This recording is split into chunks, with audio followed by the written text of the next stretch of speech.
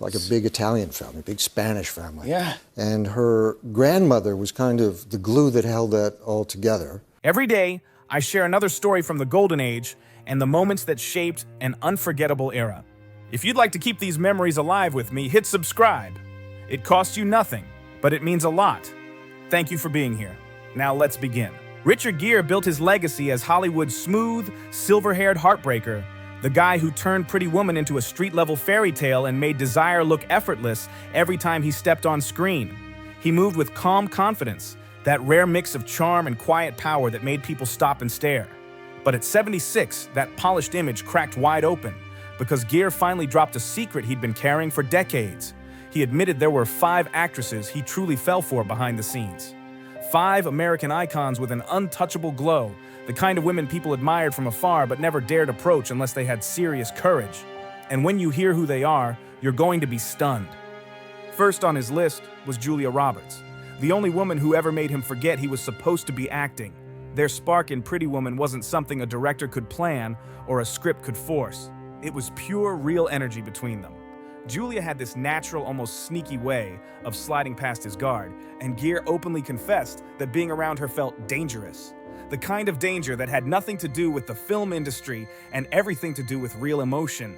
The moment that hooked him happened during a simple rehearsal. No cameras, no lighting, just the two of them at a small restaurant table going over lines. Julia casually reached under the table and traced her fingertip across Gere's palm. Slow, soft, intentional. And he later said, "She did this tiny thing with her fingers, and suddenly it wasn't a scene anymore. It was us." That single touch shook him so deeply, he forgot where the script ended and real feelings began. The wild part? Julia didn't even act like she was doing anything unusual. She'd lean in close, laugh softly, tap his arm, and hold eye contact long enough to wipe his mind clean. Crew members whispered about their chemistry, and one cameraman even admitted he stopped filming because it felt like he was watching something way too personal. Gere admired the way Julia mixed innocence with bold confidence, how she leaned on pure emotion instead of fancy acting tricks. She wasn't sharp-edged like Sharon Stone or quietly intense like Diane Lane. She was warm, open, and unbelievably real, and Gere said that made her the most dangerously tempting woman he'd ever worked with. Even now, he admits that if she had ever asked him to slip away for a weekend adventure, he would have said yes without a second thought. Then came Sharon Stone, the woman who made danger look irresistible. Gere remembers the exact instant she stepped into his world because his whole body reacted before he could even think. No small talk, no cautious greetings. Sharon simply walked through a crowded room like she owned the space, reached him and brushed a piece of imaginary lint off his shoulder with one slow, controlled motion. Then she smiled, like she was selecting him from the entire room, and in that second, Gere knew things just got serious. He later said Sharon didn't flirt the way regular people do. She hunted, he admitted, and he meant it as the highest compliment. And that bold energy, that's what pulled him even deeper. It wasn't just the spark between Richard and Sharon, it was the way she moved on set, flipping from playful to laser-focused in an instant. One minute she was teasing the crew. The next, she was stepping into a scene with an intensity so sharp, it felt like stepping into a showdown. Richard once said she could drop an improvised line that sliced right into the heart of a moment. And if he blinked even once, she'd steal the whole scene without breaking a sweat. He respected that more than he ever admitted. Sharon didn't wait for instructions. She created the direction. She wasn't scared to challenge a director, stand closer to Richard than the script planned, or shift the rhythm of a scene if she sensed something real hiding underneath. And Richard admired that fearless streak like nothing else. There was one rehearsal that stayed with him forever. Sharon suddenly grabbed his wrist mid-sentence and whispered, "Don't act, react." It wasn't in the script, it wasn't part of the scene, but it hit him like a lightning bolt. That one line taught him more about being present than any acting class he'd ever taken. Sharon shook up his mind on a professional and personal level, and that wild mix made her impossible to forget. Then came Diane Lane, his quiet flame, the one he almost crossed the line with. Because when two actors like Richard Gere and Diane Lane share a scene so intimate the director starts wondering if it's still acting, people remember. And Richard never tried to hide why Diane got under his skin in a way Sharon didn't. Diane didn't push like Sharon. She didn't challenge with fire. She pulled him in with a softness that felt even more dangerous than heat. She had this calm way of listening that made every word Richard said hit deeper than he meant it to. He once admitted she could shift the whole feeling of a scene with just a breath, like she controlled the emotional temperature without saying a thing. The moment that changed everything came while filming Unfaithful. During rehearsal, Diane was supposed to deliver a simple line full of guilt, but she slowed down, stepped closer, rested her forehead gently against his, and whispered, "Don't answer yet. Let it hurt first." Richard froze on the spot. No one had ever used silence on him like that. That was Diane's signature. She didn't perform from technique, she performed from emotional wounds. He later said, "Diane makes you act with your truth, not your talent." And for someone with Richard's experience, that was both addictive and scary. She'd hold eye contact just a second longer than normal, breathe in sync with her partner, shift her voice to match the beat of his emotions, small moves but sharp enough to cut straight into him. These subtle choices made Richard feel seen in a way he never expected on a movie set. There was one take where Diane's voice cracked. Completely real, not planned. Richard didn't cut. Instead, he reached for her hand, and she let that vulnerability stay right there between them. For a few seconds, they weren't acting at all. They were just two people sharing something raw and unfiltered. That's the kind of connection Richard has been chasing his whole career. And that's why Diane Lane holds a place in his mind he still struggles to fully explain. And then, there was Michelle Pfeiffer, the woman who disarmed him without even laying a hand on him. Richard never expected Michelle to affect him the way she did, because her power came from something far more mysterious. She didn't need to touch him to make him feel exposed. Just being in her presence felt like she could read straight through him, and that alone put her high on his list. The desire she stirred up wasn't loud. It was quiet, unsettling, and magnetic in a way that left him off balance every time they shared a scene.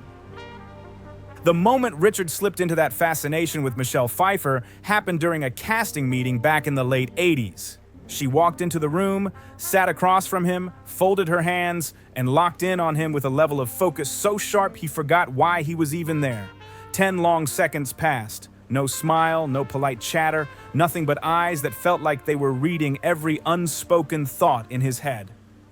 Richard later admitted, "Michelle didn't have to say a word. I felt like she had already figured me out. No other actress had ever disarmed him like that. And on set, she was even more intense. Michelle wasn't the type to rehearse just to memorize lines. She rehearsed to slice away anything fake until only the pure truth was left. Her precision wasn't loud or dramatic, it was calm, elegant, and almost surgical. When she stepped into a scene, it felt like she could see straight through him.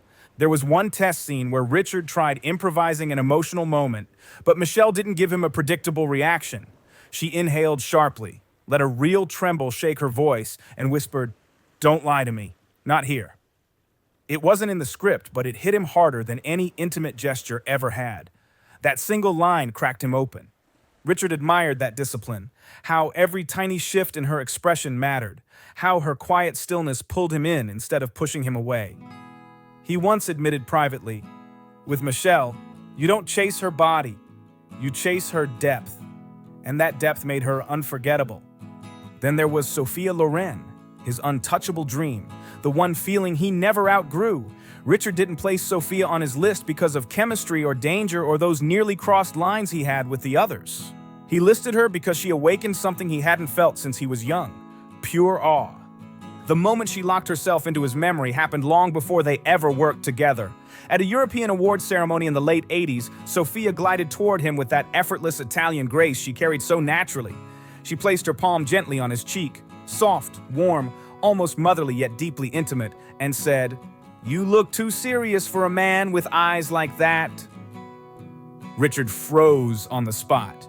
Years later, he could laugh about it, but in that moment, he wasn't a world-famous star. He was a nervous teenager in front of a legend.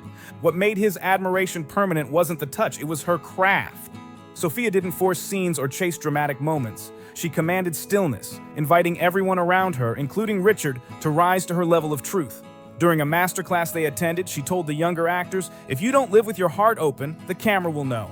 He never forgot it. Richard said that single line changed how he approached vulnerability on screen. Sophia carried a presence he described as gravity, steady, powerful, impossible to pull away from. She made him want to stand taller, work harder, and bring more honesty to every scene he stepped into. And in private, Richard confessed. "I never desired Sophia the way I desired others. I desired to be worthy of her. And that, more than heat or chemistry, is why she remains the dream he never escaped." Which of these names surprised you the most? And do you think any of these feelings were ever truly mutual? Richard Gere's confessions didn't just reopen old Hollywood memories, they exposed the kind of secret emotions most actors keep buried forever. Hearing him speak so openly about these 5 women felt like watching a legend pull back the curtain on decades of quiet obsession and unspoken energy. What makes it even more shocking is how different each connection was. Julia hit him with raw chemistry that felt almost dangerous. Sharon challenged him with bold confidence that pushed him to stay sharp. Diane pulled him into a softer, deeper emotional space he never saw coming. Michelle broke him open with those razor-precise instincts that read his soul before he spoke. And Sophia? She made him feel small in the best way, like a man trying to earn the approval of a legend he grew up admiring. Each woman left a different mark on him, shaping who he became on and off the screen. And the wildest part? Richard never tried to hide how real those feelings were. He admitted them with an honesty most stars would never dare to show. So now the big question hangs in the air. If these women shaped him this deeply, how many of them felt something back? And how different would Hollywood history look if even one of these quiet connections had turned into something real? Now, drop your thoughts in the comments below, hit that like button if you felt something real, and don't forget to subscribe for more stories.